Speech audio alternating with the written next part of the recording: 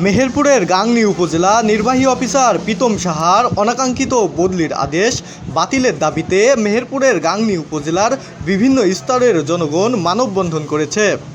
আজ 22শে এপ্রিল মঙ্গলবার গাংনী উপজেলা পরিষদ চত্বরের সামনে এ মানববন্ধন অনুষ্ঠিত হয়।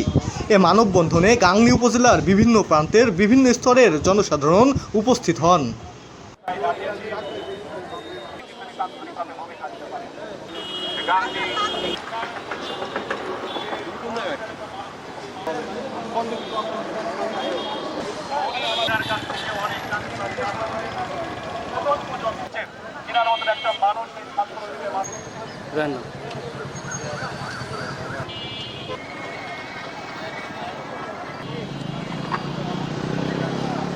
উপজেলা নির্বাহী অফিসার জনাব প্রীতম সাহার বদলি আদেশ প্রত্যাহার করে তাকে আবার পুনর্বহাল করে তার নির্ধারিত যে টেনিওর পিরিয়ডটা অত্যন্ত গাংনীতে কাটাতে পারে, তার জন্য আমরা গাংনীর উপজেলার সকল স্তরের সর্বসাধারণ আপামর জনসাধারণ গভীরভাবে আশা করছে এবং প্রত্যাশা করছে যেন এই বদলি আদেশ প্রত্যাহার হয় এবং তাকে গাংনী উপজেলা নির্বাহী অফিসার হিসাবে আবারও পুনর্বহাল করে তার পরবর্তী টেনিওর পার করার জন্য সকল সুযোগ তৈরি করে দেয়।